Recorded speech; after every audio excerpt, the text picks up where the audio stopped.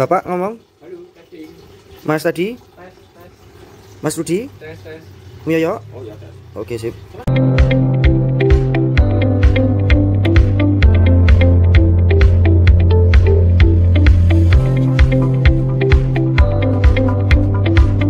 Halo konco Ganes. Kali ini kita akan berbicara LPP KTA, Lembaga Pendidikan Pelatihan Tosan Aji, Keterampilan Tosan Aji.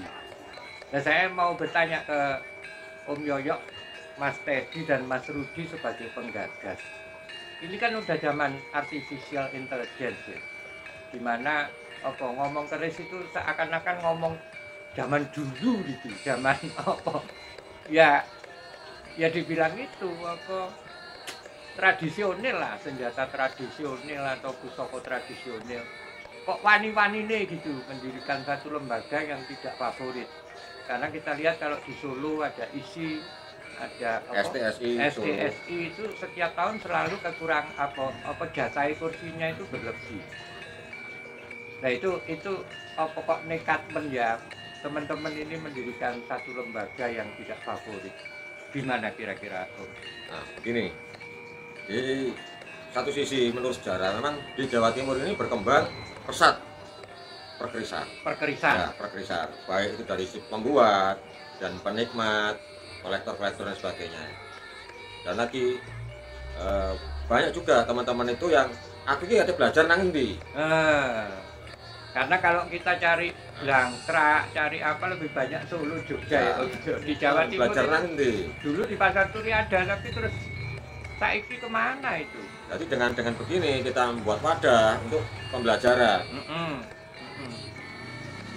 Selain pembelajaran juga nanti ada Keterampilan juga penyedia warangan ya, apa gitu ya, dan kelengkapannya. Dan itu juga membantu nanti kedepannya biar dia bisa mandiri secara ekonomi kreatifnya, industri kreatif. Nek Empu Yoyo mungkin ya omongannya begitulah. Saya ini ada milenial ini seperti apa itu? Kok milenial kok omongannya keris, bukannya apa gitu yang saiki? Ini yang ahli IT, monggo Mas Rudi. Ya, kalau menurut saya ketika saya melihat keris itu sebuah benda pusaka yang memiliki nilai sejarah dan juga memiliki nilai seni. Dan ketika saya coba tanya-tanya ke Empu Haryo atau Pak Yoyo, ternyata pembuatan keris itu tidak semudah yang dibayangkan. Nah, ketika di era sekarang ini, saya lihat juga sebenarnya penyuka keris itu juga banyak. Anak muda yang kalau dikasih keris itu juga akan bangga untuk menunjukkan dia punya keris itu. Karena ada satu nilai sejarah. Selain itu ada satu unsur kekuatan tersendiri yang masih diyakini sampai dengan saat ini. Nah, ketika mereka mendapatkan hal seperti itu, terus mereka ingin tahu keris itu apa sih? Keris itu bagaimana sih? Dan cara membuatnya bagaimana sih? Itu mereka selalu mencari tahu. Nah, ketika mereka mencari tahu, kemana dia akan tanya? Ya kalau ini ketemu dengan Pak Yoyo bisa dijawab lah. Kalau ketemu dengan orang yang tidak mengerti, hanya sebatas searching di Google terus bisa menceritakan, nah itu kan jadi masalah baru dan akan sangat berbahaya bagi satu nilai sejarah bangsa kita ini. Iya nih jawabannya bener, jawabannya salah. Jawabannya salah, itu masalah. Oleh karena itu muncullah ide kenapa kita tidak mendirikan lembaga pendidikan pelatihan keterampilan Tosan Aji ini. Supaya apa? Itu menjadi salah satu pusat rujukan ketika orang-orang penyuka keris, terutama generasi milenial sekarang, itu tahu tempatnya di mana. Kalau saya ingin tahu, setidaknya dari sisi pengetahuan itu mereka akan dapatkan dengan utuh, karena langsung ke narasumber yang berkompeten. Itu yang terpenting. Kita jawab.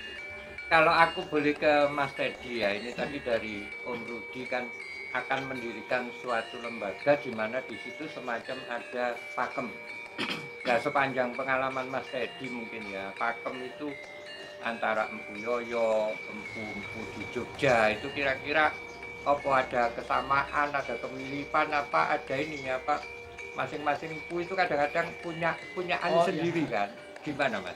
Nah, kalau dari pengalaman saya ya, terutama kalau saya empu yang Kamardikan ya, yang karya-karyanya itu sudah jelas ya, atau masih ada gitu loh. Memang ada beberapa empu yang sama ya, ayo yang saya lihat itu empu Haryo, terus empu Kamdi, karya empu Kamdi, itu saya dulu pernah lihat beberapa karyanya di salah satu majalah keris itu, ternyata memang mirip ya, jadi kayak pakem-pakem kayak sogoan, itu ternyata apalagi kalau yang Dilo, itu ada rumusnya. Jadi saya sudah pernah bahas ya, saya sudah pernah bahas di channel saya ya. Jadi sokokannya pakem seperti apa, termasuk greneng harus di atas garis wadidang, itu ternyata mirip gitu loh. Tapi di beberapa karya yang lain, walaupun terlihat bagus, ternyata kadang-kadang beda gitu loh. Terus akhirnya penasaran saya di banyak buku ya literatur. Yang pernah saya lihat salah satunya adalah buku De Kris ya, itu buku Belanda. Itu dari koleksi di Museum Belanda.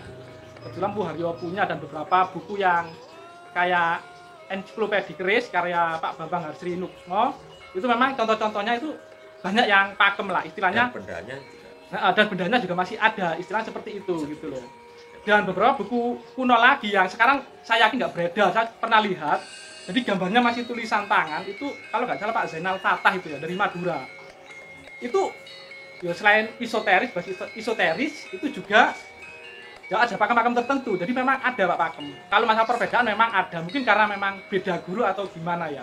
Cuma jelas ada. Dan memang ada beberapa empu itu memang pakemnya itu mirip. Itu seperti itu.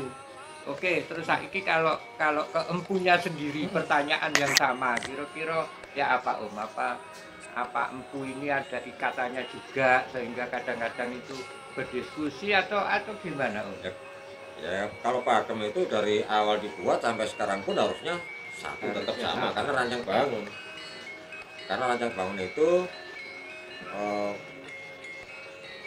gunanya untuk fungsi dan harapan. Makanya tiap bentuk itu ada pakem sendiri-sendiri.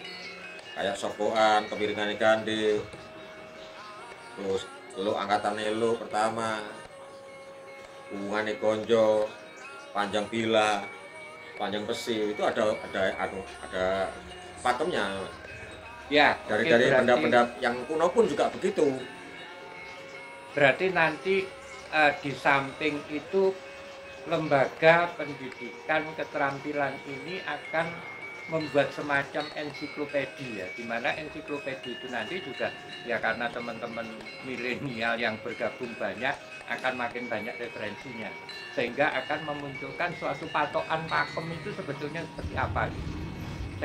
Saya kira untuk itu kita bersedia untuk apa ya, kok tidak saling gontok-gontokan, menurut ini sogokannya gini, menurut ini gitu, nanti hal-hal seperti itu bisa kita luruskan dan terdokumentasi dengan baik dan terbuka untuk masukan-masukan, kan seperti itu ya. Apalagi kalau di sini nanti itu kan dikasih tentang pengetahuannya, nilai filosofinya, terus rancang bangunnya, bahkan kalau ada yang tertarik untuk bagaimana cara membuatnya atau ada ketertarikan untuk menjadi seorang empu, bisa kita latih di sini bersama. Bisa kita bimbing. Dan waktunya pun tidak mengikat, formal, ya. Kita lakukan secara informal, tidak mengganggu aktivitas utamanya. Dan di dalam kemarin di dalam pengumuman kita ada pembukaan dari Juli 2021 sampai Juli 2023. Ya. Jadi itu apa bedanya dengan lembaga pendidikan yang lain dari segi waktu atau apa gimana Mas Dedi? Ya. Jadi ini kita memang yang pertama kita sudah rundingan dengan empu, dengan Mas Rudian sudah berpengalaman di bidang pendidikan. Terus saya dulu juga basicnya di pendidikan ya, pendidikan kimia, makanya suka keris. Jadi kenapa kok waktunya kok tidak kayak di sekolah yang tiap hari? Sebentar, apa hubungannya kimia dengan keris itu? Karena kenapa saya kok dulu tertarik ya? Ini materi. Kok tertarik dengan keris ya? Jadi awalnya sebenarnya saya dulu milih eyang saya yang dari ibu ya, yang di Krian itu jatuhnya ke saya semua. Waktu itu belum tahu, cuman iseng tak lihat, cuma ada orang bilang ini pamornya ada yang meteorit, bahkan ada yang bilang titanium gitu loh. Setahu saya waktu kuliah itu kayak besi, apalagi titanium yang beda jauh titik lelehnya itu harusnya nggak bisa menyatu loh. Jadi ada kayak retak crack gitu harusnya.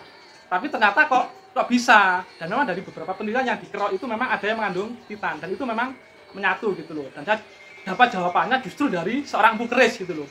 Ternyata ini pakai katalis. Saya tahu katalis itu apa ya. Di kimia, orang kimia pasti tahu. Ternyata memang ada. Jadi katalis salah satunya adalah silika itu ya. Jadi masuk akal gitu loh. Akhirnya lebih suka. Jadi dari sisi itu awalnya saya itu. Akhirnya ternyata dari esoteris, kalau esoteris memang pengalaman pengalaman tiap orang beda. Dan nanti yang teman-teman itu udah lama pasti akan ngalami lah hal-hal yang dalam kalau dunia normal agak aneh, pasti ngalamin. Saya pernah ngalamin. Makanya saya juga tertarik di esoteris. Mungkin itu awal tertarik gitu loh. Nah, kalau tentang itu tadi ya, kenapa kok kita nggak kayak formal? Itu karena memang kita belajar ya itu tadi, Pak. Karena yang formal ya kayak di Solo, Jogja itu memang peminatnya tiap tahun. Jadi nggak banyak ya, istilahnya nggak banyak gitu, sangat sedikit. Kita kok berani? Ya karena ini memang penting, seperti kata Mpu Yoyo dan Mas Rudi tadi. Tapi kita akalin di pola belajarnya gitu. Jadi ini waktunya itu jadi nggak menyita banget gitu loh. Jadi kayak kursus, kayak tambahan aja. Jadi bisa sambil kerja, yang kerja kalau pengen belajar bisa. Bahkan yang sekolah pun itu bisa belajar keris di sini, Pak. Jadi itu. Dan kenapa waktunya kita di awal ini memang kita rencananya memang berdasarkan kurikulum sudah kita perkirakan untuk dasar-dasarnya paling nggak kita butuh sekitar 2 tahunan, Pak. Tapi nanti dalam perkembangannya pasti bisa bertambah. Nanti kita evaluasi lagi gitu loh. Karena ini kita kan masih baru memulai. Jadi kita makanya di awal kita buat sekitar 2 tahun itu. Karena memang waktunya cuman akhir aja, jadi akhir minggu. Jumat, Sabtu, Minggu, dan itu pun nanti nggak lama. Jadi intinya jadi nggak harus melulu belajar keris gitu loh.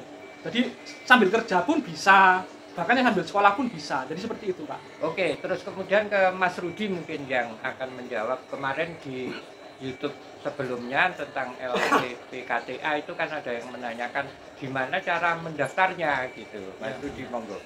Jadi nanti untuk pendaftaran nanti kita siapkan form isian, kita menggunakan Google Form nanti. Jadi pendaftaran bisa dilakukan secara online.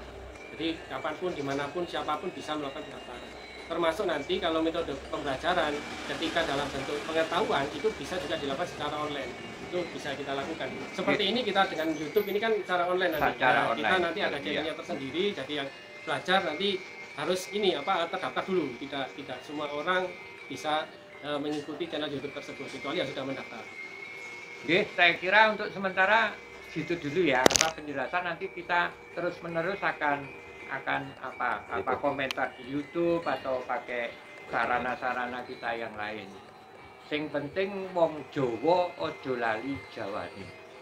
Matur nuwun. Rahayu.